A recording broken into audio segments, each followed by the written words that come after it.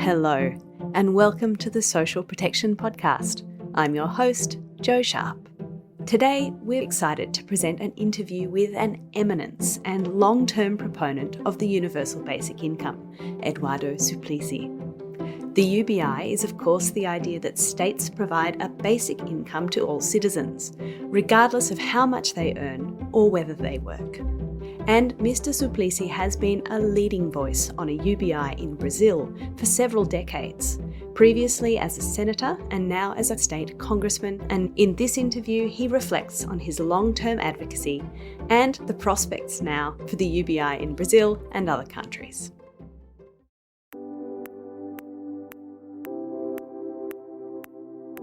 Then stay tuned for my conversation with Jürgen de Vispilaro, talking about some of the most recent developments in the UBI field, including the impact of COVID and the proliferation of emergency basic income schemes on the UBI debate.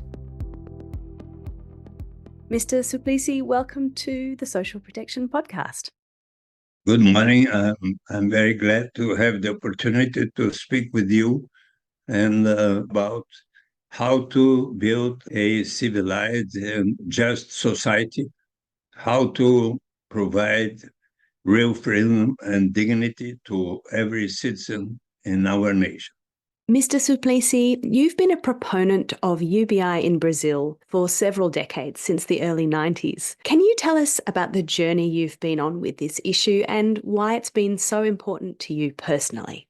I had always the interest in studying how to build a just and civilized society. If we really want to build a civilized society, we should take into account those values that what is important is not only to think about our personal progress, but we must think in the progress of society and looking at the socioeconomic disparities. When I became a senator in Brazil for the first time, elected in 1990, I decided to present a program to guarantee an income through a negative income tax. And this was well received in the Brazilian Senate. Then it went to the Chamber of Deputies and got a favorable report. However, it was in August 1991 when I presented the proposal to several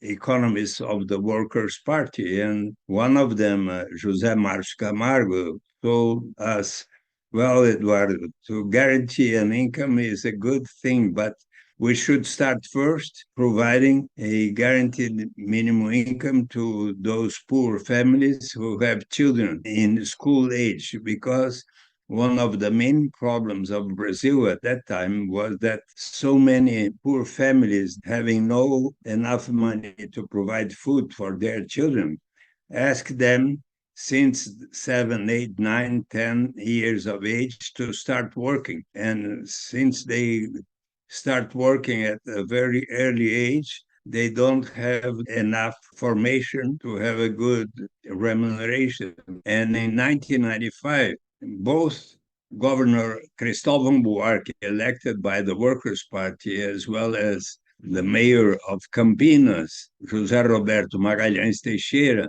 both started guaranteed minimum income programs related to educational opportunities. And a little bit later, we got also the Bolsa Alimentação food program. And when President Lula was elected in 2002, in 2003, he started the Zero Hunger program, providing a food stamp of 50 reais only to buy food. But in October 2003, President Lula, taking into account the recommendation of his team, decided to rationalize and unify 4 programs that existed, income transfer programs, and created the Bolsa Família program that started to have a real success. We had 3.5 million families, and this was growing until 2014, 2015, when more than 14 million and 200,000 families were getting the Bolsa Família. And during those years, from 2003 to 2014-15, the Gini coefficient of inequality diminished year after year, as well as the proportion of poor families in Brazil. It is a fascinating history. We actually made an episode a few years ago about the origins of Bolsa Familia, speaking with some of the policymakers who were involved in those early days, which is also worth a listen. But for you say Bolsa Familia didn't go quite far enough. Well, from 2016 to 2022, there was not such an attention to the problems of income disparities and poverty. And so I more and more studying about the basic income, the universal basic income, and interacting with professors like Philippe Van Pares, Guy Stanning, Klaus Hoff, and so many others that had created the Basic Income Earth Network, I became persuaded that even better than the Bolsa Familia program, a guaranteed minimum income related to education and health opportunities, would be to have an unconditional universal basic income. And then I presented this proposal in December 2001, and the rapporteur said to me, Eduardo, it's a good idea, but you need to use it in a way to conform to the law of fiscal responsibility. For each expense, you need to have the necessary receipt. How about accepting a paragraph that says that the universal basic income, unconditional, will be achieved step by step, taking into account the executive criteria and starting with those most in need, such as the Bolsa Familia program was doing. And I accepted, I considered this to be a common sense proposal. And thanks to that paragraph, the Brazilian Senate and then the Chamber of Deputies approved by all parties. And in January 8th, President Lula, in a very nice ceremony, sanctioned the law to instituting the universal basic income. This was 20 years ago, but more and more in all continents, so many nations are debating, studying, and experiencing the universal basic income. And well, recently I made a suggestion to President Lula for him to organize a working group to study with the best economists, philosophers, sociologists, the steps from the Bolsa Familia toward the universal basic income. So this working group has been formed, and we are on the way to probably in a matter of a year or so, we'll be ready to present this proposal. Thank you. And as I say, really interesting to understand how the history and discourse around well-known Brazilian programs like Bolsa Familia are linked with this history of the UBI. The key features of a universal basic income are, of course, that it's universal. All citizens, or sometimes working age adults, would receive it, whether they're rich or poor, whether they're working or not working. But as you've just explained with the Brazil case, it's often seen as more feasible to target particular groups like children or poor and vulnerable households, or often a combination of both. Why should we instead provide universal benefits to rich and poor alike? Well, what are the main advantages of the universal basic income? First, we will eliminate any bureaucracy involved in having to know how much each person is earning in the formal market and in the informal market. For example, if a mother takes care of the children of her neighbor and on the following day receives a certain amount of money, you don't need to declare that. You will also eliminate any stigma or sense of shame of having to say, I receive only that amount, and that's why I need this complement of income. You will also eliminate the dependency phenomena that occurs when you do have a program that says if you don't receive such an amount per month or per year, then you will have the right to receive this much. And the person is thinking about, will I accept or not a work that will give me this amount of money?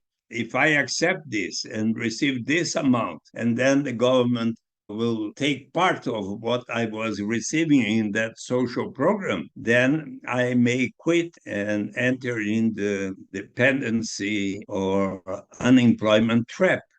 But if everyone is starting from the basic income on, we will always have the incentive for progress. So in Brazil, the small municipality of Marica, which is located within the state of Rio de Janeiro, has been at the forefront of a number of social experiments, including by establishing a citizen's basic income, which reaches a large part of the population. This is all part of what's called a solidarity economy approach. Marica also has a community bank, which provides zero interest loans to citizens. It has its own local digital currency, the Mumbuka. Could you tell us a little bit more about this experience and whether you think it has succeeded? Was December 2015. I gave a lecture here in São Paulo, and the mayor of Maricá, Washington Quaqua, today a federal deputy, once I explained the universal basic income, he said, I want to put the universal basic income into practice in Maricá. And he started step by step in January 2016. Each family that was receiving the Bolsa Família got 10 mumbucas or reais more per month. In January 2017, in addition to the Bolsa Família program, they also got 20 mumbucas or reais per month. And in 2019, all families that were registered in the so-called Cadastro Único, all families that got until 3 minimum wages, each person started to receive a basic income of 130 mumbucas or reais per month. Last, a new Workers' Party mayor came in, and he was re-elected with 88% of the votes in 2018.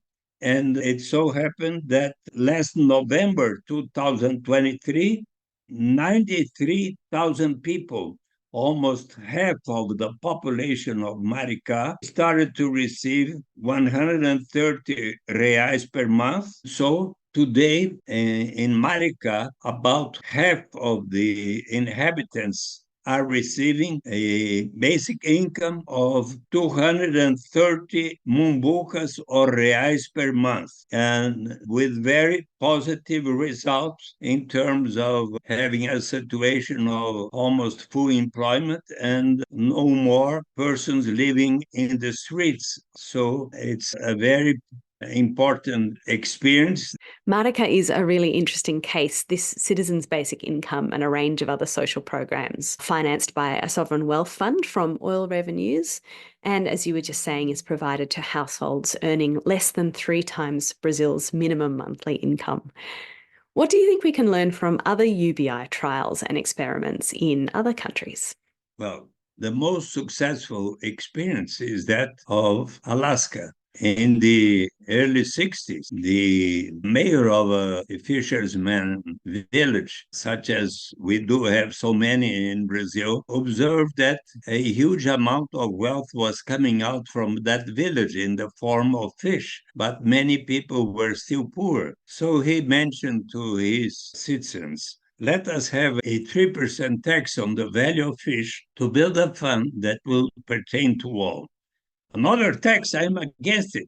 He had many barriers. It took 5 years for him to persuade the community. Once it was approved, it did so well that 10 years later, he became the governor of the state of Alaska, Jay Hammond, that I happen to know personally. And Alaska in the 70s had discovered a huge amount of oil in the north, in the Prudhoe Bay. And then that governor, J. Hammond, told we need to think not only in our generation, but in the future generation, because oil is a non-renewable resource. So let us separate at least 25% of the royalties coming out from the exploitation of oil to build a fund that will pertain to all.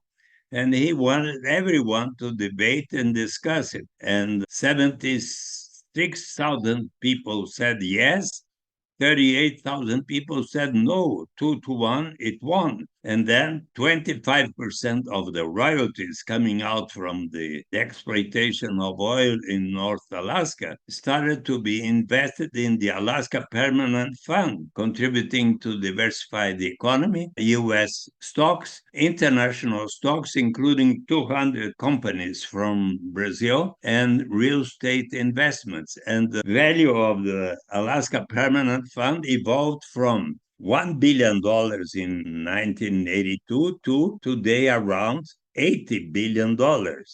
And each person living in Alaska for a year or more in the early 80s, you would be receiving each year 300, 400, 500, and so more and more. In 2022 was $3,284 per capita, which were the consequence. 1980, Alaska, the most unequal of the 50 American states. Today, Alaska, together with Utah, both with a Gini coefficient of 0.43, are the most equal of the 50 American states, and it is considered to be political suicide to propose the end of the Alaska Permanent Fund dividend system. So it's a very successful experience. Earlier this year, we featured an episode on social protection in two small Pacific Island countries, Fiji and Kiribati. During that episode, I was really struck by the parallels between Kiribati and Marika and Alaska, two examples you've just spoken about. Kiribati also has a sovereign wealth fund from phosphate mining, in this case, and a few years ago introduced new social protection programs that cover a lot of the population, including an unemployment benefit that reaches a substantial part of the working age population. Given that unemployment is high in Kiribati, the formal sector economy is small. Also, for senior citizens, there's a disability benefit. So going from very little social protection to much more in only a few years.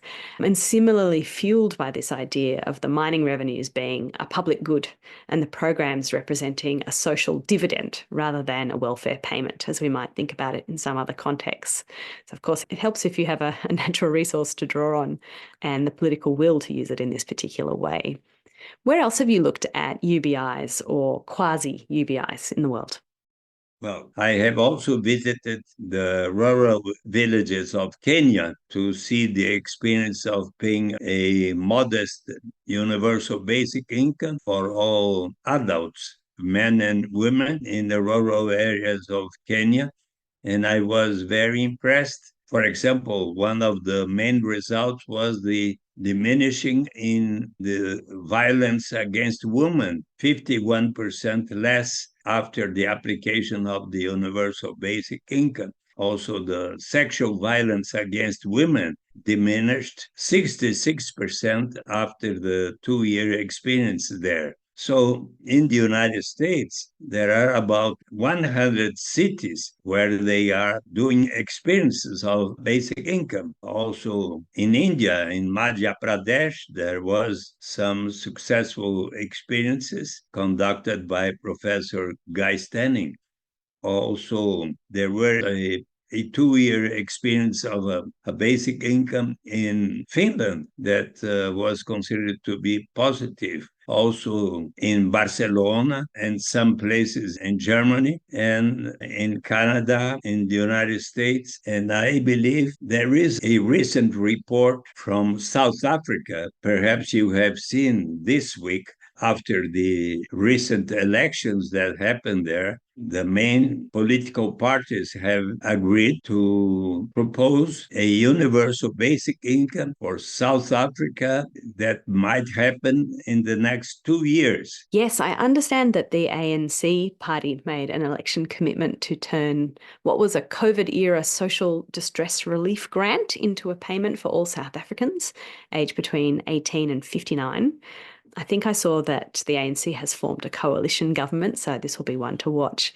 And of course, South Africa is a country that takes a rights-based approach to social protection, already has quite a broad-based system. South Korea is another country that has also had a UBI feature in recent elections, as I understand it.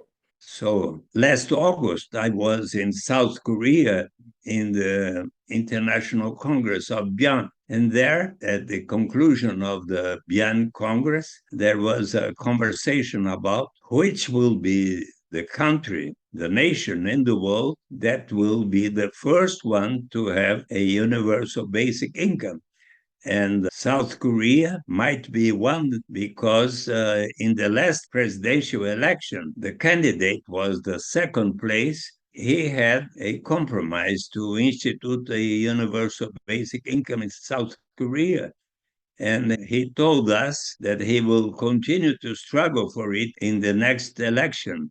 So I am trying to persuade President Lula, our president today again, that he might introduce gradually the citizens' basic income. As I told you, he accepted my proposal to create a working group to study which are going to be the steps to realize this objective, to introduce a universal basic income so as to provide real freedom and dignity to all human beings. So maybe Brazil will end up being the first country to have a universal basic income. Yes. And now South Africa. And more and more persons in the world are talking about the advantages of the basic income. Let me tell you a few personalities. For example, when in South Africa they had the commemoration of the 100 years of President Nelson Mandela in the stadium of Johannesburg, President Barack Obama gave a beautiful talk, and at a certain time he said, more and more with the advance of the artificial intelligence and so on, more and more we will need to introduce new concepts such as the universal basic income. Mr. Suplicy, you're now a state congressman, and as you explained earlier, you're still working towards the dream of the UBI, including by establishing a new working group to progress the idea. How are you planning to approach this challenge now? I feel engaged in this purpose. In general, I am invited 2, 3, 4, 5 times a week to give lectures everywhere about the citizens' basic income. More and more, the idea is being accepted by all kinds of groups in labor unions or in the universities, in the faculties, in all kinds of auditoriums that I have been. And I believe that it's an idea that is getting more success, approval. I want to see the application of the universal basic income during my life. That's my appeal to God. Eduardo Suplicy, it has been such a pleasure to hear all about your long history and deep engagement with the UBI. So thank you very much for joining me on the Social Protection Podcast today. Well, thank you very much, Joanne Sharp. It has been a pleasure to talk with you.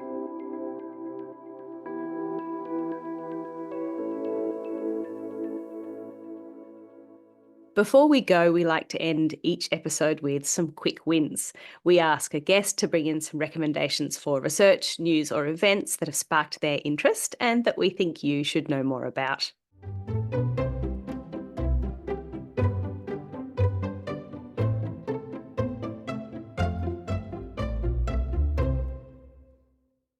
Joining us for Quick Wins today is Jürgen de Wisvelada, who is IPR Policy Fellow at the University of Bath and Research Coordinator for the Basic Income Earth Network. Welcome back to the podcast, Jürgen. Thanks, Joe. Thanks very much for having me. It's great to see you again after 2 years. That's right. So we had you on the show a couple of years back with Francesca Bastali, and we explored the Universal Basic Income, UBIs. So just before we get to your quick wins, in the main interview, we've just heard from Eduardo Suplicy, who is, of course, a bit of an eminence in the UBI field, and I think someone that you know as well.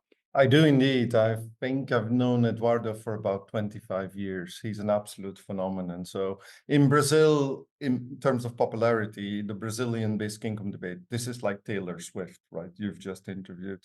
He's the one who turned what used to be the basic income European network into the basic income Earth network. So he effectively turned a European network into a global network. So yeah, this is a big name in the field.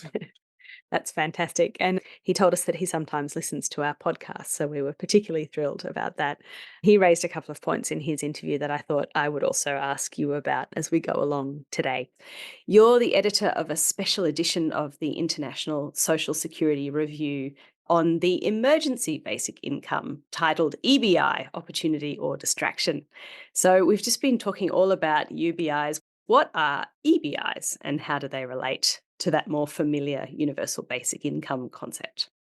So EBI is a sort of it's an idea that's been around for quite a while, but became really big during the pandemic, right? So we know universal basic incomes, UBIs, as individual, unconditional, universal, but also permanent. They're, in a sense, all-purpose cash schemes, right? There's no specific objective to them. EBIs are different in two ways. One, they are temporary. They're really linked to the crisis. And two, because of that, they have a very strict objective. So they're not all-purpose cash. They're sort of partly compensation for people being locked out of income opportunities, and to some extent also incentive schemes for people to abide by lockdown restrictions, if you like, right? So the background to this special issue, in a sense, was that within the basic income community, there's two very, very different views and quite a bit of tension. So there's the people who think that EBIs are a bit of a con game. They look like basic income, but they're not really, precisely because they miss out on this permanent feature. And so these are the people who basically think we shouldn't waste any time on them. That's a different kind of beast. Let's just focus on UBIs. And then there's the people who basically think, hold on, we have this opportunity during the pandemic. Governments are interested, policy actors are interested. Let's look at them as stepping stones and we embrace them and then we build on from that. As you say, during the pandemic, we saw a lot of new and expanding social protection programs, including those that you describe as EBIs in this edition. You mentioned a number of regions. You've got papers from Latin America and East Asia, as well as advanced economies like the US, UK, and Australia. Was there a link between how well established existing systems were and the establishment of some of these basic income schemes? Yes, absolutely. So there's a lot of research out there now, basically thinking of the pandemic as effectively stress testing our social security systems, right? And one of the arguments that keeps popping up in several of the papers in our special issue is that EBI itself actually operates best when it's combined with sort of universal social protection mechanisms. And it is very easy to understand this if you think about it. During a pandemic, the government suddenly needs to find a way to distribute cash as widely as possible, as fast as possible. But it is very much dependent on there being implementation mechanisms already in place that also have very broad coverage. So you would expect that an emergency basic income functions best when there is something like universal social protection system that's already operating and the two link together. But then we have a bit of a paradox because of the countries that we cover in our special issue. They're the countries precisely that don't necessarily have these universal social protection systems in place.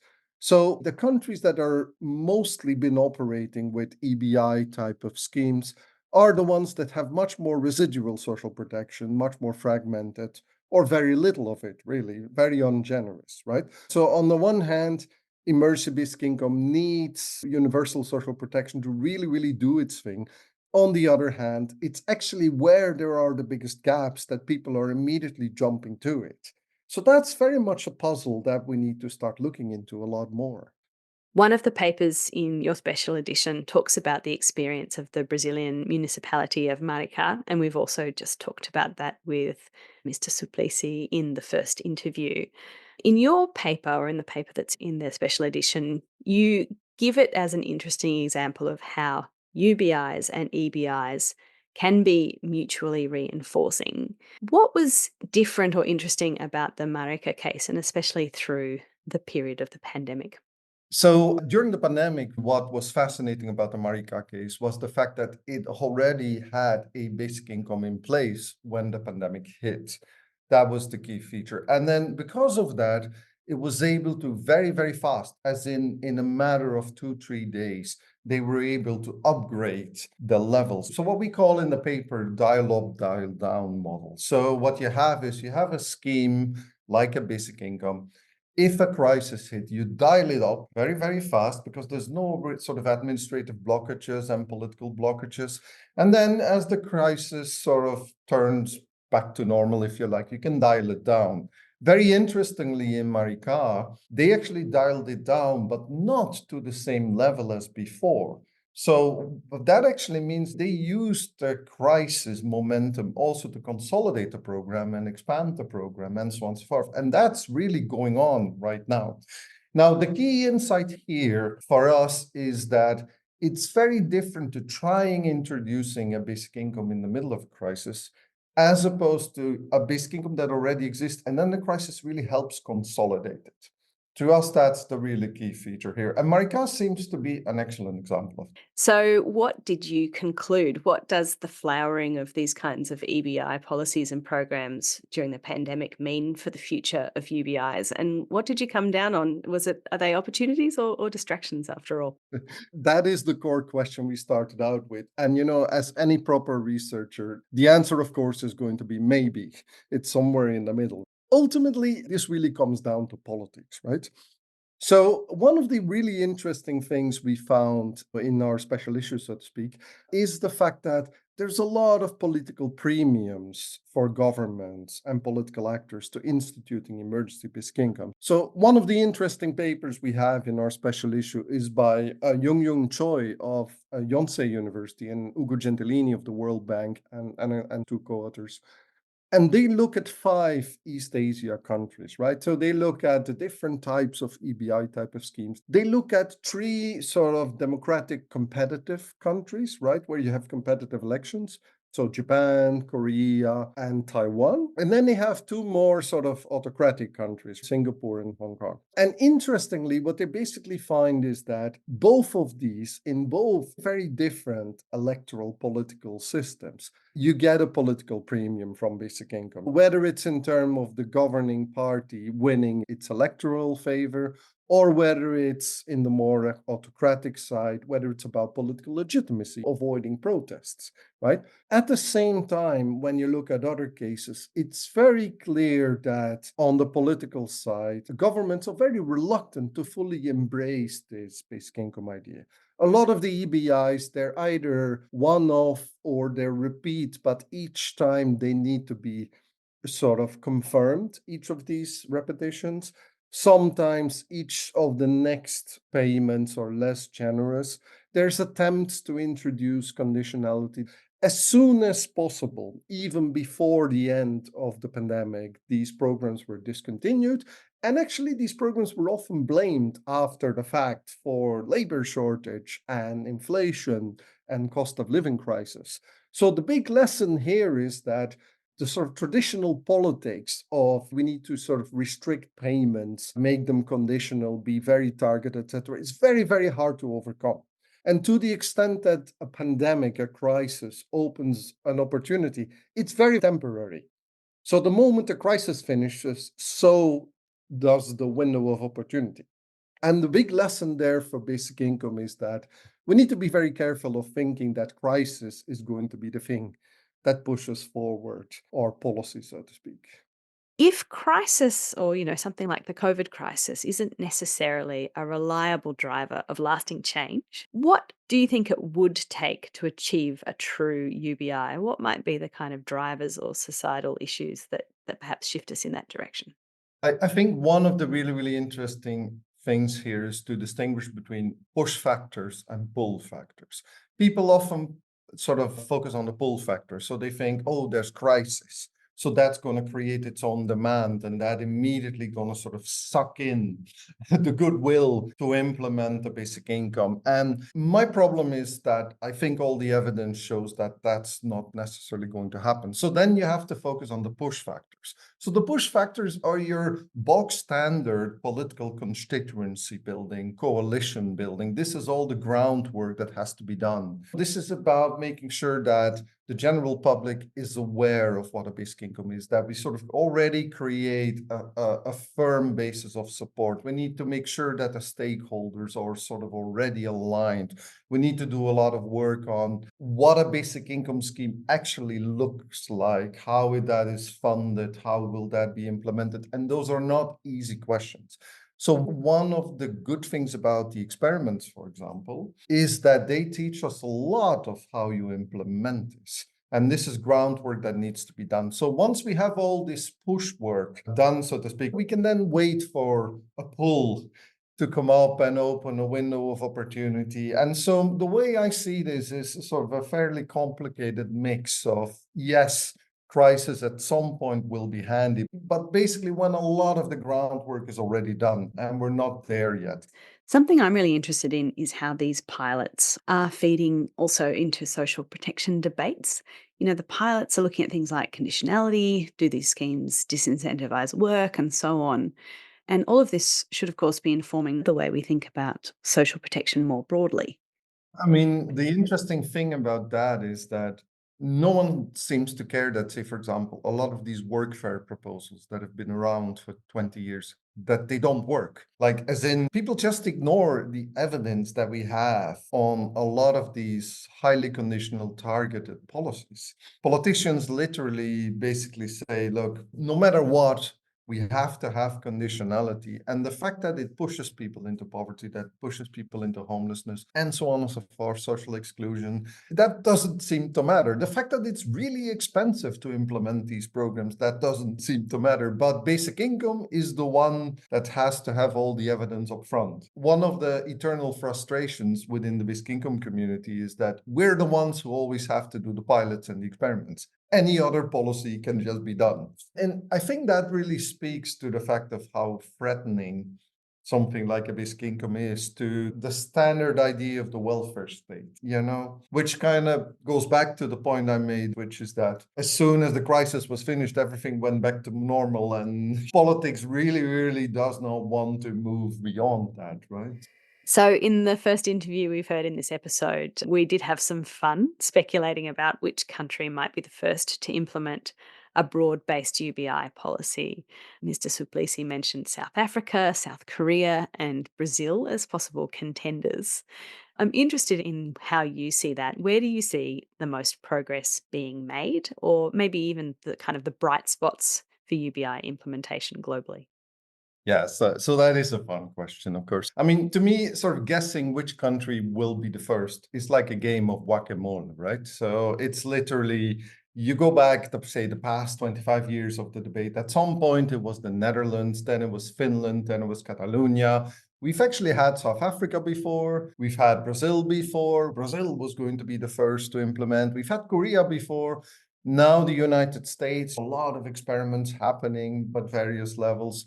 So everyone, as soon as something happens, people go quite heavy into it, thinking that this will be the first country to go. My take on that is that we'll see when it happens. I mean, I've seen it happen too many times going up and down to make any key predictions.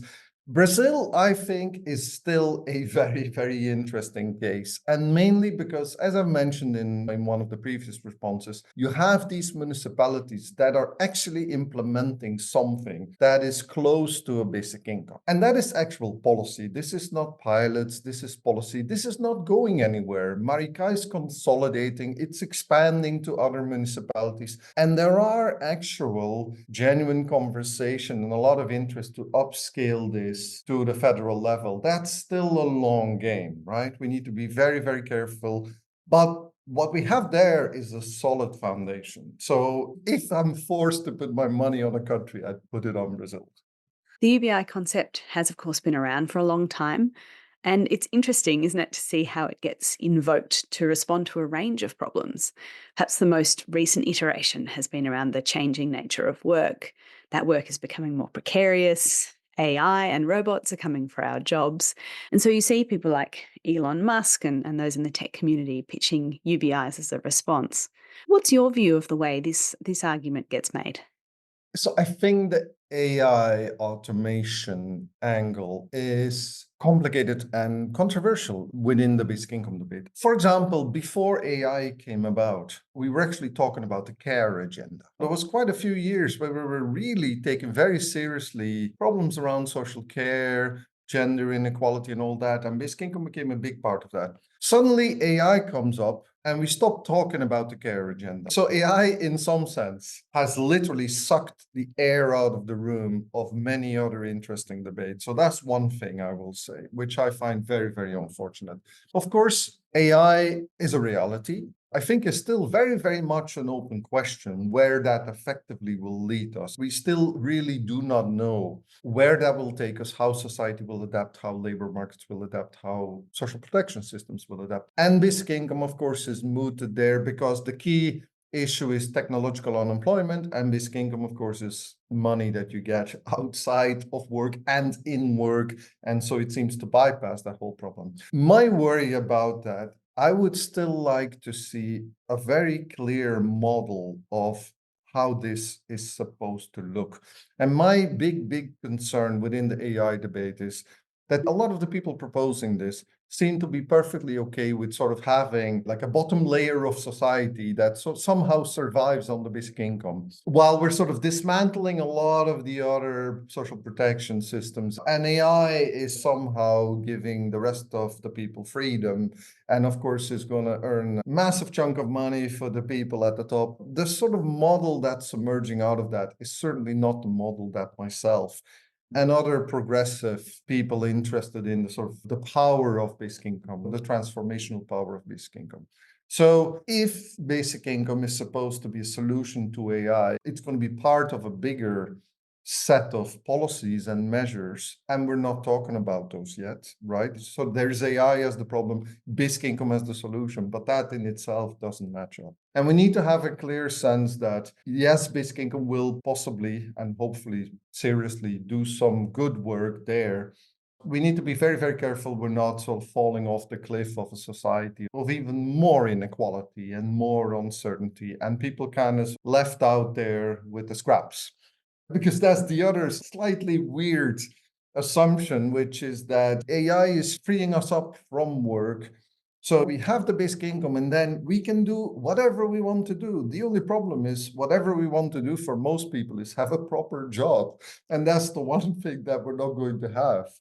And it's not clear to me that that vision is such a bright future. You know what I mean? So Yeah, it's a good question. And for those who are interested in how the UBI debates intersect with a range of questions around work, the interview that you took part in a few years back with Francesca Bastali really goes into some of that. Particularly, I recall that interesting discussion we had about how UBIs could be considered to value other forms of work, unremunerated work, like care work, volunteer work, and some of those things.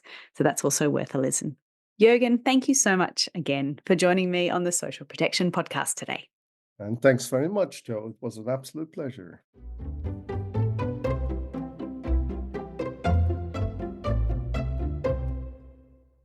And thank you for listening to the Social Protection Podcast, brought to you by socialprotection.org. You can find all of our episodes on the socialprotection.org website and on your favourite podcast platforms. And be sure to subscribe and leave a review. Back next month. See you then.